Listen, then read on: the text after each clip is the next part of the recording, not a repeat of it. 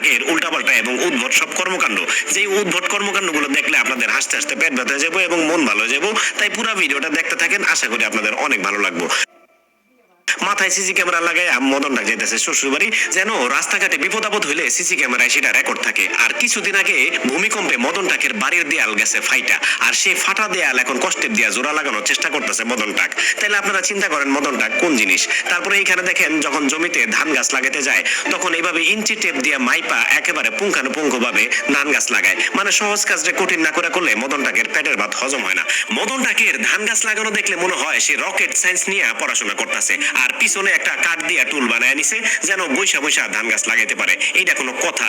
আর বৃষ্টি যখন হয় মদনটাক তখন ছাতা থাকা সত্ত্বেও বৃষ্টিতে ভিজতে ভিজতে বাড়িতে আসে, তবুও ছাতা মেলে না। তার কারণ হলো অনেক শখ কইরা দাম দিয়া একটা ছাতা কিনছে, এখন বৃষ্টিতে ভিজে যেন সেই ছাতাটা নষ্ট না হয়। এইখানে আবার দেখেন কি করছে, সবজি বাগানে বসে সবজি রান্না করতেছে, আর মাথায় একটা কেতলির হেলমেট পরছে, সেই হেলমেটের ভিতরে পানি রাখছে, সেই পানি দিয়া এখন তরকারি রান্না করতেছে।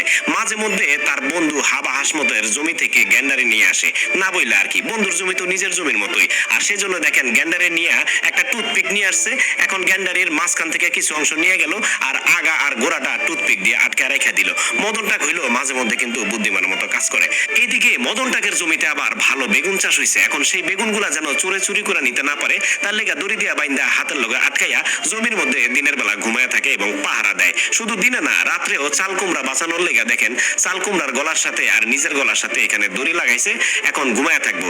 রাত্রে যদি একটু টু শব্দ শুনে তাইলে এই মদনটাকের ঘুম ভেঙে যায়, আর ঘুম ভেঙে গেলে ওইটা তাড়াতাড়ি আগে দেখে চাল কুমড়াটা চুরি হয়েছে নাকি এখনো আছে।